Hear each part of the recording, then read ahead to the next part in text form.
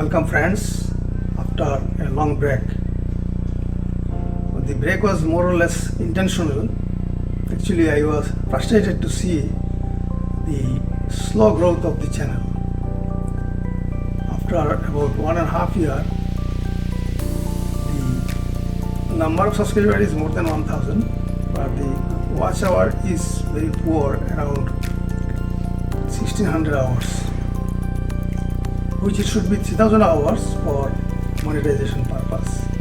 One of my students said, "Sir, you are dealing with topics which are relevant 20 years afterwards, and that's why people are not interested in your topics."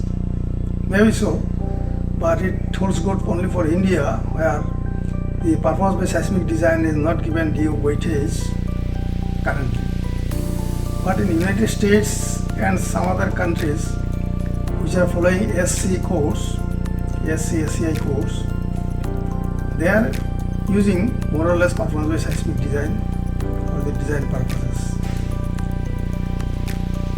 Sooner the world knows about it and sooner the world adopts this performance-based seismic design, better it is for the seismic resilience of the society, seismic resilience of the buildings, and earthquake resistant design. Earthquake is the biggest enemy, and it comes without any notice. It comes suddenly, and it doesn't work whatever it does within 1 minute or even less. So for that, ever vigilant actions are required. Our understanding should be clear, our procedure should be clear, our adherence to the latest technology, latest understanding of the structural behavior should be there too. So with this background, we are now taking to a new topic. The topic is numerical application for the frame shear wall building using UPBD method. Welcome to this UPBD method for frame shear wall buildings. This is part 3, which is discussing the numerical example. So we are using the references performance-based seismic design of structures by Satyabrata Choudhury, CRC Press, Taylor and Francis, 2024, published from Florida, US, and performance-based seismic design of hospitals, PhD thesis by S. Choudhury, IIT Roorkee, 2007. Now the problem statement is like this: design a 15-story RC frame wall concrete building with plan shown below. Target depth 2.4%, target performance level LS, floor thickness 130 mm, superimposed dead load on the floor is 1.5 kN per square meter. External wall or infill walls are 250 mm thick and internal infill walls are 125 mm thick. Interstory height is 3.4 meter and ground story height is 4.4 meter. Columns are 600 by 600 all through. FY 500 megapascal, FCK, the concrete strength, capacity strength is 30 megapascal. Consider 20% opening in the infill walls, because for ingress and egress there will be openings in the infill walls. The frame is to carry 30% of the lateral shear and remaining will be carried by the shear wall. Longitudinal bar diameter is 20 mm. Consider ECH spectrum for B-type soil at 0.55 G seismicity level. Live load is 2 kN per square meter. Now this is the plan, which is 5 at the rate of 6 meter along long direction, which is 30 meter, and 3 at the rate of 6 meter along the short direction, which is 18 meter.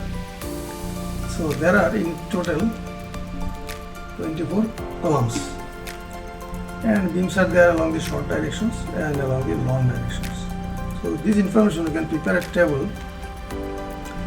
Number of stories is 15, theta d, the design depth is 2.4%.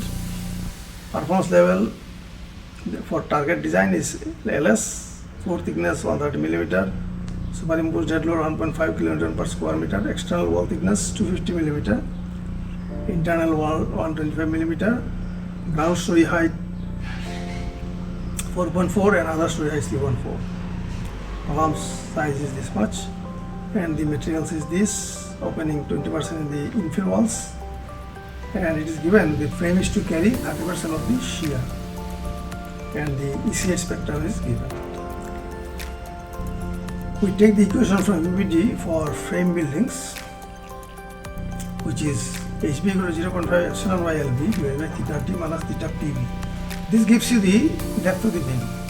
So the thickness of beam we can get from here. Epsilon y is Fy by Es, and length of beam is 6 meter. So putting this we get 0.588 meter. However, there is a diagram to see. So what is the theta PB you can get in the FEMA 356.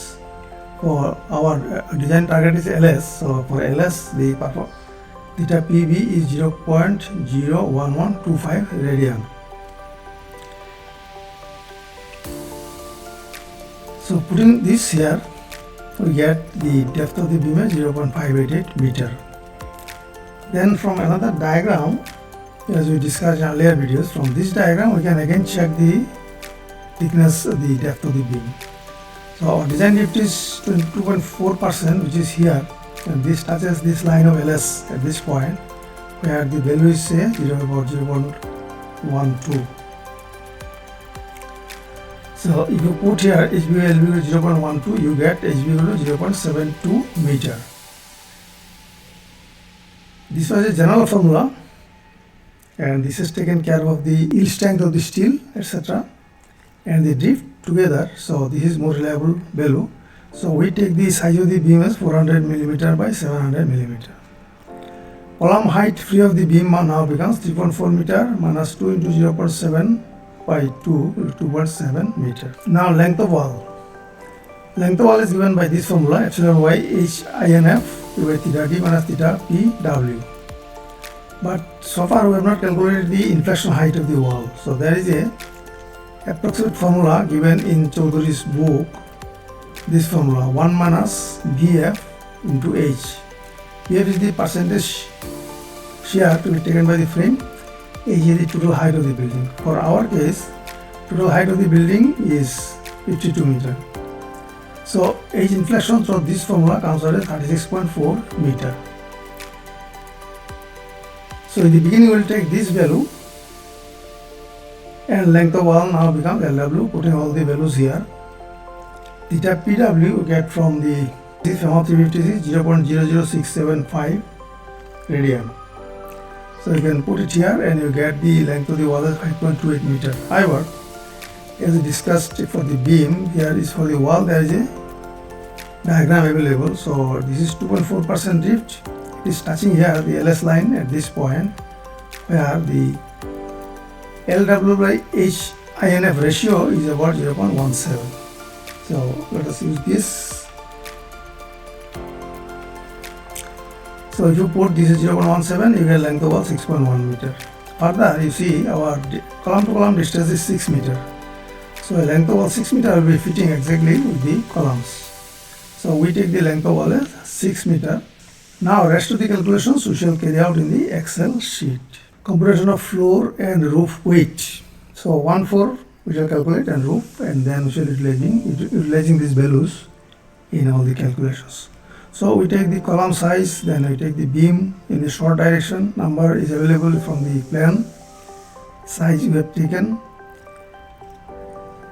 This is the length, and the number is 6, and so on. So unit weight is 25 for concrete, so you get this weight. For the roof level, what happens? The half of the column weight is to be considered, half of the infill weight to be considered. Beam weight will certainly come, and the slab weight will come without any superimposed dead load. So that way the roof values also can be calculated. So let me show it so that in future you can see it within the video. The short directional beam, long directional beam, exterior infill wall.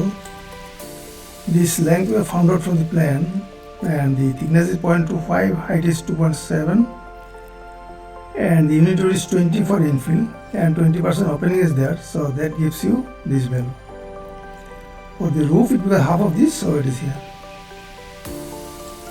Similarly, interior wall, then actual shear wall in the short direction, all the values we have put here, and we got the values. Half of this is 81 for the roof level. Similarly, while in the long direction, the slab dead load, length, breadth, thickness, and unit weight, you get this. Superimposed dead load is there only in the floors, not in the roof, so it is not taken in the roof. And live load, because the intensity of live load is 2 kN per square meter, as per IS code, you have to take the equivalent masses 25% of the live load value. So we have taken 25%, and it is not to be taken live load, not to be taken in the roof. So it is roof, it is 0. So this gives you the total amount of weight in kilonewton in the floor and kilonewton in the roof, these two values. Now we want in mass, so these values are converted to mass by multiplying by 1000 for kilonewton and dividing by the G, 9.81, and this comes in kg. The floor mass this much and roof mass is this much. With this we go to the next tabulation for inflection height computation. So this we did earlier in DDBT method and other methods. So you require the floor number, the height of the floors. We have taken in the reverse direction, that is the topmost floor we have put at the top, and gradually other floors heights are available. Then they put the masses, the roof mass and the other masses. Then you find the product of the mass and the height, MIHI. Then you have found out the sum here, MIHI sum. So this MIHI divided by sum gives a ratio. This ratio is written here. These are the ratios, MIHI values. Now BTI, these are the relative forces we are putting on the different floors. So what is the shear? Top shear is equal to top force. Next shear is equal to previous shear plus this current force, and this way it will continue. This we have discussed in other videos earlier. So we calculate all the total shear in the floors. These are relative shears, remember, not the actual shear. These are relative shears are sufficient to calculate the inflection height. Now how to find the overturning moment? At the top distance is 0, so overturning moment is 0. Next overturning moment is, you can see here the formula. The previous overturning moment plus the previous shear multiplied by the story height. So story height, it is better to find out from the difference of these two, this minus this, because gradually story height may change also in between, so it is better to use this formula. Previous story moment into previous story shear multiplied by the story height. So this way I have calculated the MOT, the overturning moment in the total moments in the system. So we have found out the final value at the ground level. We don't stop at the first floor level, you have to go to the ground level. So MOTF, which will be utilized in other calculations later on, is 35.1 kN, and MW, the moment in the wall, is 19.495 kN. So these values we have written here. The formula that we used is this: MOTFI equal to MOTFI plus 1, the story above, plus BTI plus 1, the shear in the story above, and this difference if you take, you get the story height.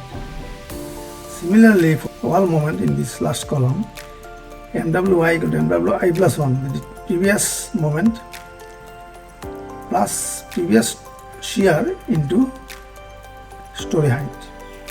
So this way it goes, and so we have calculated the moments also, MW, relative moments, and finally at the zero or ground level, this is the value. Now you plot this MW versus height. So you get this diagram. The vertically you are putting height and horizontally you are putting the wall moments. If you do this, you get a point where the bending moment diagram is changing curvature. The moment is 0 here. We have drawn a horizontal line here to decipher the exact value of this location. So we have taken this x value -2 and y value 35.3. X value -2 from here to x value 2 up to here. So this red line. And this height I have adjusted so that it cuts this blue line at 0 moment.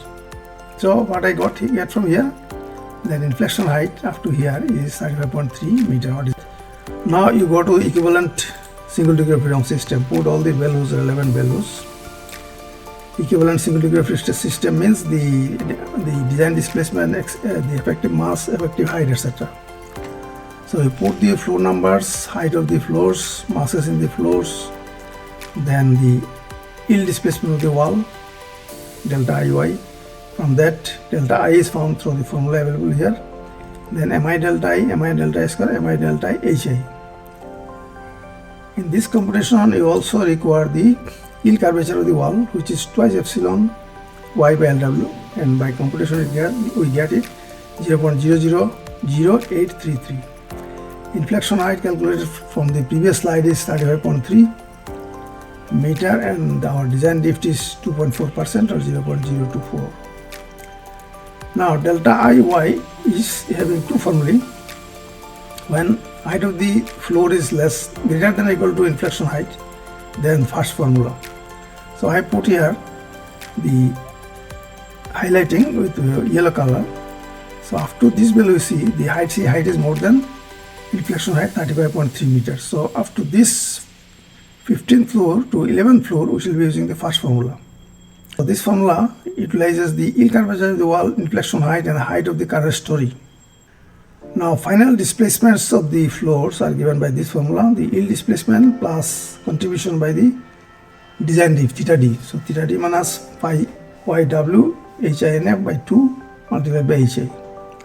So putting this formula, I get this delta I values.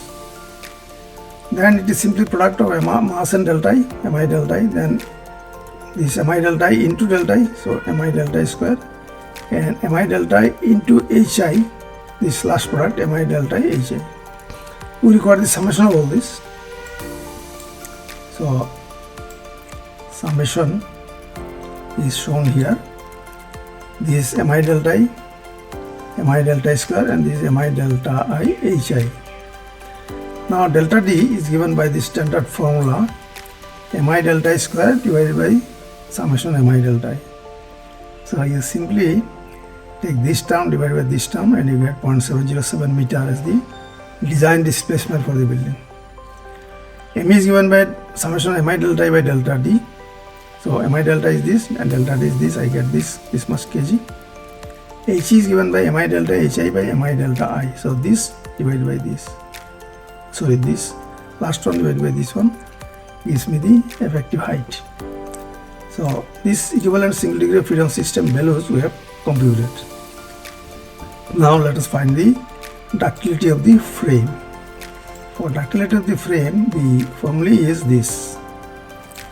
Formula is this: mu Fi for the ith floor, delta I minus 1 divided by hi minus 1 multiplied by 1 divided by theta yf. Theta yf is the yield rotation of the frame given by this formula, 0.5 epsilon y lb by hb.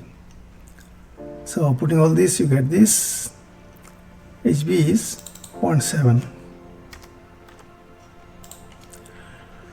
So the frame ductility is this, and we putting all this, we get utilize this formula mu Fi.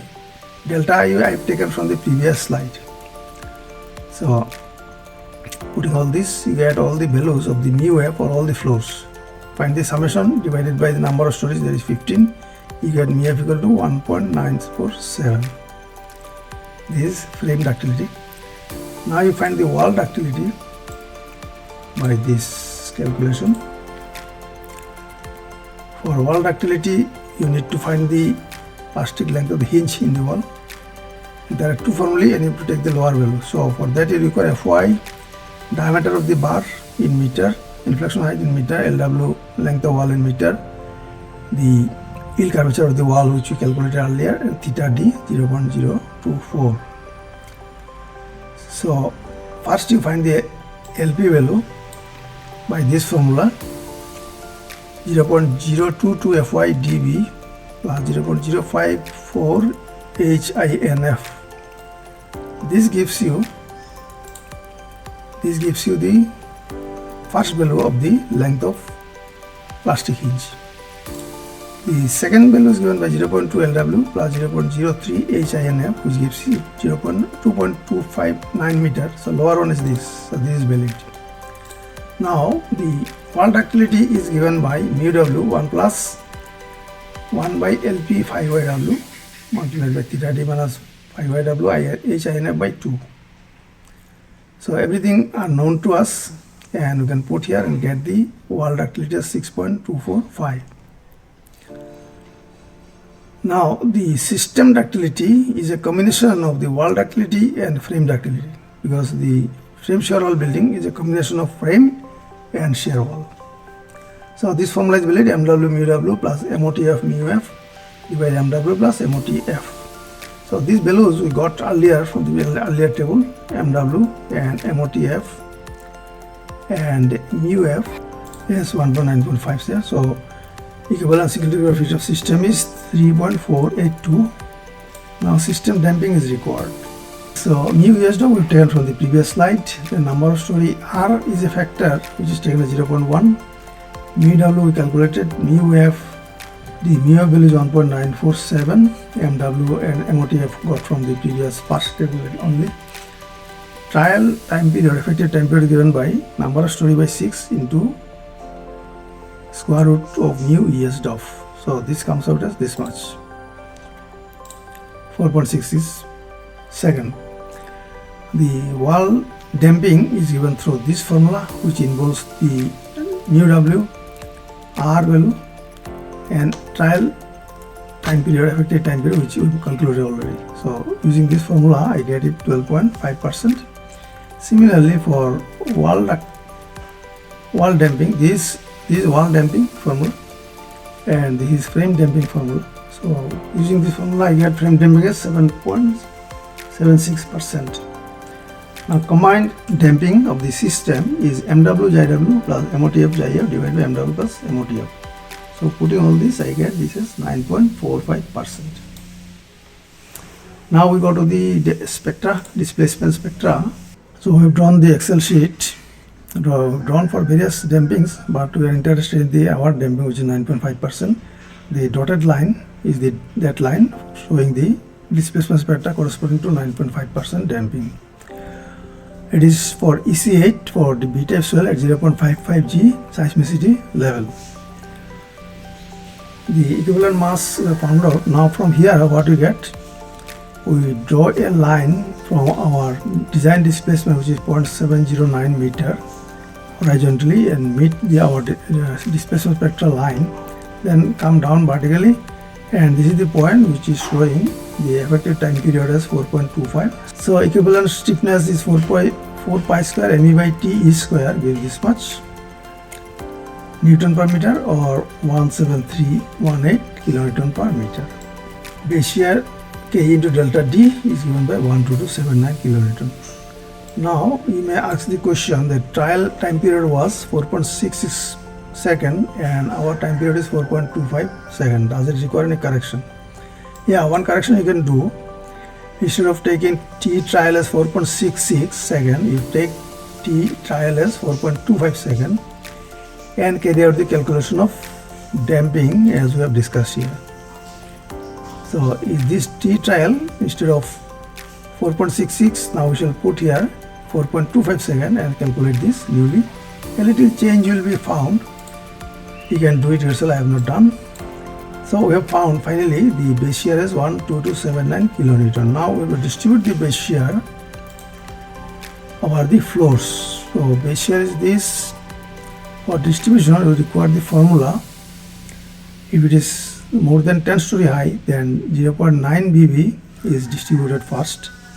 Mi delta I summation Mi delta I in that proportion.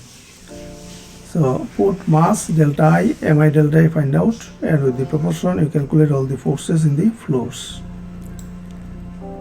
So at the roof level you get 1026 and remaining 90%, 10% of the base shear which was left out to be added. So this becomes the roof level force and these are the floor level forces. To add up, you see that you are getting the exact value of the base shear here, 12279. So the base shear has been distributed over the floors, and now you can carry out the design using any standard software. Now let us take the case of wall thickness. How to calculate the wall thickness, because we have taken the length of wall, we have found out the design forces also, but the wall thickness also should be a design parameter and wall should be safe. So now we decide the thickness of the wall. The total shear we have found out 12279 kilonewton. Frame takes 30% of this, so this is the frame value, and so wall takes rest of this 8595 kilonewton. There are two walls in one direction, so the shear taken by one wall is shear taken by each wall is half of this is 4298 kilonewton. Now whether it is safe in shear is to be checked through this formula.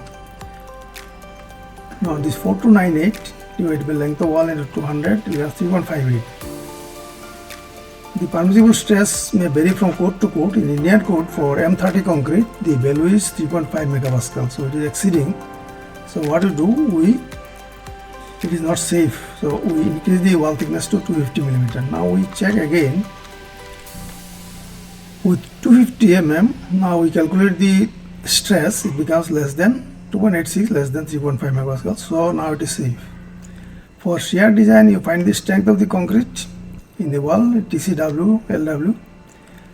So shear to be carried by the steel or ties is rest of this BW1 minus BC, and spacing of the horizontal ties can be given by 0.87 Fy. Area of the tie, cross-section area of the tie into effective depth of the wall divided by that shear, BS. Thank you very much for coming with me up to here. In this video we have seen the numerical application for the design of a shear wall with UPBD method. As you know, UPBD method is superior because it can accommodate both drift and performance level simultaneously in the design process. So next time we shall be perhaps taking up the computer application through SAP 2000 software for the similar problem. Thank you very much. Those who have not subscribed the channel, please subscribe and please share and like the videos and put your comment in the comment box so that we may try to improve the things and I have the chance to clarify your doubts too. Thank you.